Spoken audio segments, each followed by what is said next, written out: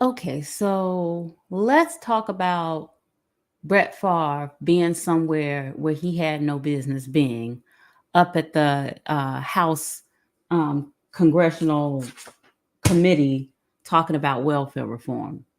I just don't know. But first, let me plug in my coach. So I'm still a new content creator. I tried to do it all on my own and realized that wasn't going anywhere and had to get some help. And my coach is De Silva Silver. She's a content creator on YouTube, and she has a book, Tips and Tricks to Grow a YouTube Channel Quickly. It helped me a lot. You reach out to her. Her email is displayed on the screen. You get the book. It is directly sent to you through a secure process and everything like that. You guys will work out the details of getting the book. Everything is, I think, affordable, but it's definitely an investment and will help you tremendously. She walks you through how to get started. You start here to record a video. This is how you record. These are some other resources that help you make thumbnails, that help you edit videos. This is how you post it on YouTube.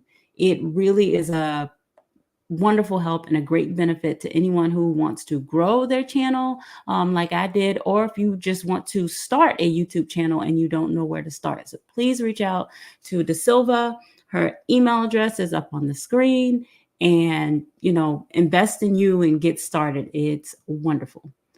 Okay, so let's get back to Brett Favre. So I'm late, y'all. So it is October. It is the beginning of October when I'm filming this, but this hearing was September 24th. And I don't know what subcommittee it was, but it was a hearing in one of the U.S. It was a congressional hearing hosted by the House. So there's two houses, I guess. There's two houses in the legislative branch, and there's the Senate and there's the House. So sometimes you can have a Senate hearing, sometimes you can have a House hearing, and sometimes they have the same name. So you can have a Senate judiciary hearing, you can have a House judiciary hearing, you can have a Senate hearing on, I don't know, preserving election integrity, you can have a House hearing on same thing. So this was a House hearing, and it was in regards to TANF benefits. So what is TANF, first of all? Because I need y'all to understand what this is. So TANF, TANF, Temporary Assistance for Needy Families. It's a federally funded program that provides temporary financial assistance to low-income families. This includes cash assistance, help with food, housing, and energy costs, child care, job training, placement, transportation, yada, yada, yada. TANF funds are federal funds that are then given to the state. Once they are given to the state, each state, from my understanding, has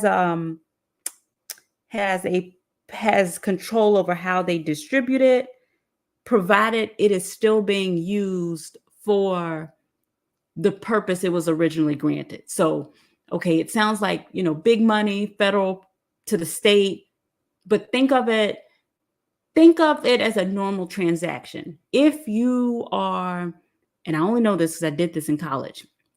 I joined a club in college, and we were supposed to do stuff in the community to benefit the community around us. And we received a grant to do that.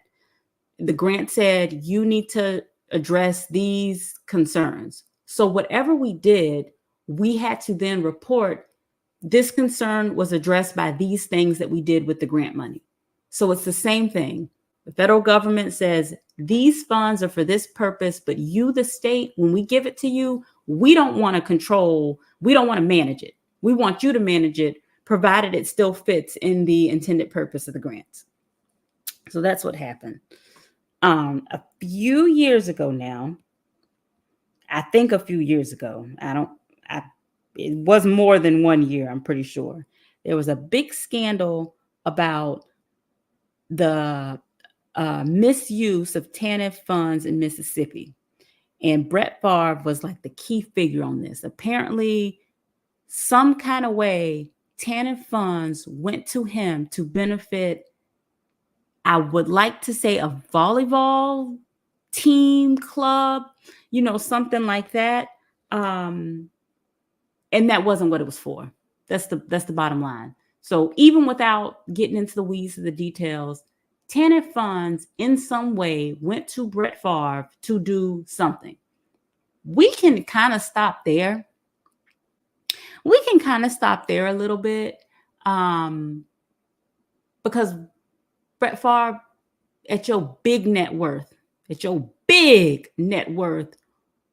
what did you need any TANF funds to do anything for, I wonder? So, we calling it, at what point was it theft? At what point were the people in Mississippi who were supposed to be managing the TANF funds stealing? I would like to know. We dress stuff up and we say things like, oh, the money went to them, but it wasn't the intended purpose, or, oh, they didn't pay when they were supposed. At what point is it theft? If they knew, because I feel like if I was supervising TANF funds for, temporary assistance for needy families, and the person on the other end of that was Brett Favre, something would go ding, ding, ding, ding, ding. How does he classify as needy family? I just would, that's how it would work for me, and what bothers me about this whole situation with him, honestly, if I'm being perfectly honest, Brett Favre in this situation was the least culpable, was the least, his name gets out there, but for me, he was the least responsible. Why do you say that? Because I'm about to clown him. He still needs to get clowned. And I'm going to get into it, but he was the least responsible. Why do I say that? Brett Favre owed no duty to the government. Brett Favre owed no duty, other than being a decent human being, to the people who received these benefits. The most culpable, the most responsible, in my opinion, are the red state Mississippi officials who cleared these transactions, because their job was to properly distribute these funds. Now, I ain't hear about nobody getting fired. I didn't hear about nobody on trial. I ain't hear about nobody on jail for boosting. I didn't hear that. I don't know. It could have happened. It's just that I didn't hear about it, like I'm hearing about Mr. Farve here. I don't know nothing about football, but I know he shouldn't be up here. To me, those people were the most responsible. Those are the people that I want to see grilled. Those are the people that need to be getting cussed out, because your job, to which you were giving a paycheck, was to properly distribute temporary assistance to needy family federal funds in your state. And you chose to clear transactions to Brett Favre for reasons I don't know what for. That's my first problem. My second problem, before I get into my issue with even Brett Favre even being associated with this, my second problem is, Mississippi, ain't you a red state? Not a red state got needy families. Not a red state needing TANF funds. Not a red state taking government assistance. A red state, Mississippi? I don't like when people say things in sound bites and say things that aren't well thought out. So we hear a lot about red state, blue state, red state, blue state, red state, blue state, red state, blue state, red fish, blue fish. We hear a lot about that. And if you are like me and you're in conservative circles, you tend to hear most people are moving from blue states to red states. People are moving from blue states to red states because red states, they don't pay a lot of money in taxes and everything's better. Stop and think. What red states are they moving to? I don't think there is a mass migration to Mississippi. I don't think there's a mass migration to Alabama. I don't think these red states, I don't think there's a mass migration to Louisiana. I do think there are mass migrations to red states like Georgia. Georgia has a governor, a Republican governor, and a lot of red counties. Georgia is a red state. Florida is considered a red state. Texas is considered a red state. I do think there's a big mass migration to those states. What do those, particularly Texas, Georgia, and Florida, what have those states historically, not in the present tense, but historically had in common? They were fiscally red in the governance of the state. Limited government, lower taxes, easy to start business, so promoting that free market economy. But they were blue in social policy. There were years of Florida having just a very thriving LGBTQ, community, population, out and proud in Florida. Same thing, I would say probably with Texas and Georgia. There were a lot of people who lived socially like under maybe more Democrat policies. So in actuality, those states probably were a little bit more of what we would call purple states. Because even though the government operated fiscally red or fiscally under policies that we would most associate with Republicans, socially, if you lived in those states, you probably existed under policies that were a little bit more of what we would associate with Democrats. Those states were purple states. Now it's probably not the same. Now there's a push of, a red state. You got to go back to the Middle Ages and you can't like nothing because you have to suck up to Trump or whatever. So, that's how it was then. So then my next question is, what people are moving from blue states to red states?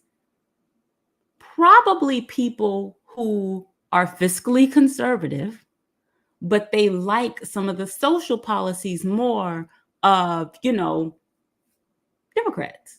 But we don't poll down to that level. We just see people moving.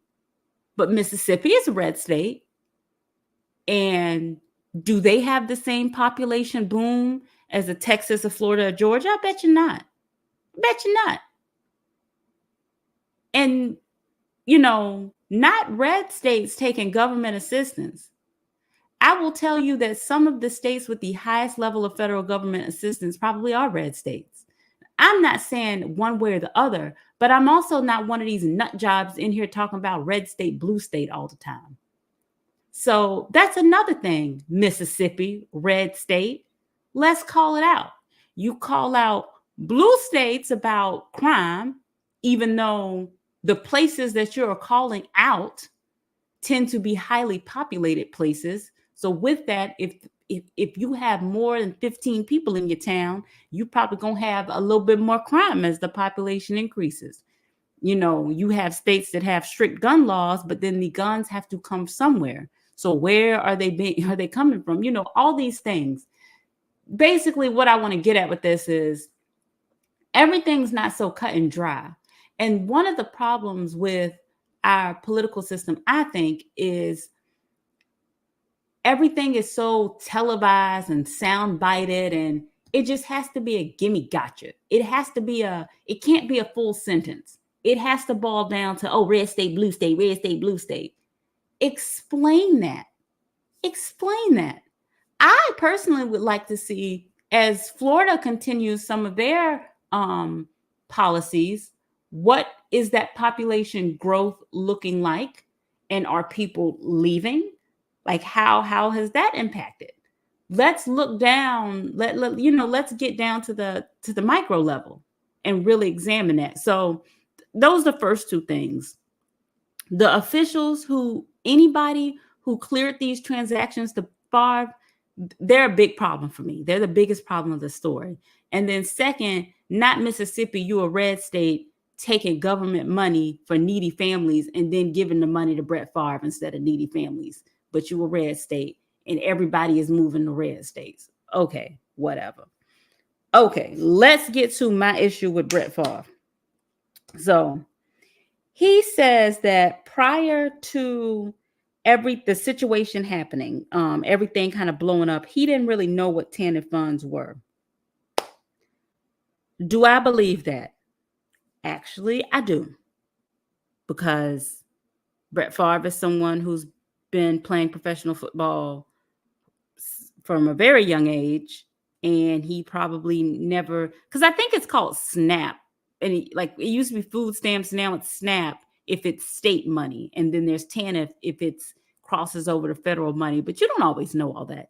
Even, I would say, even people who need those resources, they kind of probably don't necessarily always know. They know I need this resource, this is what I applied for, this is what I get, and it's helping me. But that doesn't mean they necessarily know the difference between, okay, well, SNAP is only state money, and when I get TANF, it comes, not everybody knows that. So I believe that. But then what I also believe is if people that you associate with state officials, because somebody called you to propose this, when you got the proposal, you don't have attorneys. You didn't know what it was. That's fine. At your big net worth, you don't have attorneys. You don't have financial planners. You don't have CPAs. You don't have actuaries. You don't have any consultants that help you with your finances and stuff like that, make money at your big net worth. You don't have any? Nobody? You just said yeah, and then you handled that yourself. So the person called you and they said they was going to give you the money for whatever it was, and you said yeah, and then they put the money in your account, and you directly handled this from start to finish. No attorneys, no actuaries, no CPAs, no accountants, nobody, just you. Okay. Now that I won't believe, but fine, whatever. You ain't run it by anybody. If you did run this by anybody in your camp, where are your attorneys now? Are they fired? Where are the CPAs that, told you this money was kosher? Why did they believe that it was good? Why did, if you had people that cleared this for you and were helping you distribute this, because I don't believe you did it on your own. And if you had the professionals, why? Maybe you didn't know what TANF was, but after you talked to your team and realized that a mistake was made, did your team give you some statements so you could say, hey, my team thought that this transaction was good because X, Y, and Z, and that's why we moved forward with it? I didn't hear none of that at the hearing. I didn't. Then he gets into that he has had a recent diagnosis of Parkinson's disease. And this is where, thoughts and prayers to Brett Favre and his family. We all, or most of us, have experience with aging loved ones, various disease of the mind and body that come with age. I even think Parkinson's doesn't have to necessarily start that. Brett Favre is not I don't think he's in his 80s. You know what I mean? So Parkinson's doesn't even have to be one of those that starts very, very late in life. So that's first and foremost. Wonderful. That's out the way. So now the coverage of this hearing, all the coverage has been about him and his Parkinson's. That's it. That's it. And two things can exist at the same time. Do I feel bad for Brett Favre and his diagnosis? Of course. Does my heart go out to his family and how they're adjusting and dealing with this? Of course. All of that. Do I think that needs to be the primary focus of this that's going on? No. So it derailed the whole conversation because of the Americans' obsession with football, I guess. Every news coverage about this has been, it's not been, hearing on the misappropriation of TANF benefits. It's been Brett Favre announces Parkinson's diagnosis at the TANF thing. Why is that the focus? The focus of this story, this hearing, XYZ, and I think I posted the actual hearing on my community tab if anyone wants to see it. The focus needs to be, why is it that there were people whose job They were contractually duty bound to distribute federal monies in their state to needy families. And that federal money went to Brett Favre. First of all, he shouldn't have needed it. I don't care if he was building a volleyball court and building the balls and making uniforms from scratch. At your big net worth, you should have been able to do that on your own. You should not have needed any state government money to do that, period. If you wanted to find private donors or what have you to do that, that's fine. Okay, you got Parkinson's. I understand that might have contributed to your decision making, but I don't believe you handled any of these by yourself. I believe that you have a team of attorneys and CPAs and business people, and they do that. You come up with the idea, or you might have got the call. I don't know why a government official was calling you personally. Why do they have your number? I don't know. Is that normal for people at that level? I'm not up that level. So maybe it just sounds strange to me. But anyways, that's all kind of I really have on that. In this situation, it frustrates to me when the focus is away from where it needs to be. Honestly, even though I'm clowning Brett Favre and what he did, he shouldn't be the focus of this. And had he not been the focus of this, he could have announced his Parkinson's diagnosis separate from this hearing. And then the actual focus could have been on the fact that federal funds were sent to Mississippi. The people who were contractually obligated to distribute the federal funds in accordance with the agreement that was set by the federal funds, decided to clear transactions that went to Brett Favre instead of the needy families. And so then we need to talk about what amount of money was diverted from needy families. What was the impact of that? Did the amount of money go down for families currently receiving TANF benefits? Did the amount of monies go down for new enrollees into the program? What were the effects on these elected? Well, I shouldn't say elected because they might not have been elected. They could have just been hired to, be grant distributors or whatever. But what were the consequences of that? And Mississippi, what are you doing to, first of all, in kind of be better so that you don't need as much TANF assistance because you have policies in your state that help the people there, and so they don't need that as much? Red state, come on, this is what we say we do. And then what were the consequences? And also federal government, what were the consequences? Because you gave money somewhere and it didn't go where it was supposed to go. And it just seems like anytime an American has their hand out and wants something, it's always no, unless it's an airline or a bank. But then we sending money off. But I done got off topic. Anyways, that's all for now. Just a reminder, please check out my coach, Da Silva. Email her, get the book, read the book, get some tips and trips, get going on YouTube. She's great. You'll be surprised how quick you can do this stuff. Change your life, change your channel. It's just wonderful. And also, please don't forget to visit nrayblog.com. The content is coming, but this is where you get to see any written content I have. You get to see merchandise. You get to see anything I'm doing in terms of legal services, campaigns, yada, yada, yada, all like that. NWay blog is the law blog. Check it out. It's great. And I will catch you guys in the next one. Don't forget to like, comment, and subscribe on this video. Okay, thanks.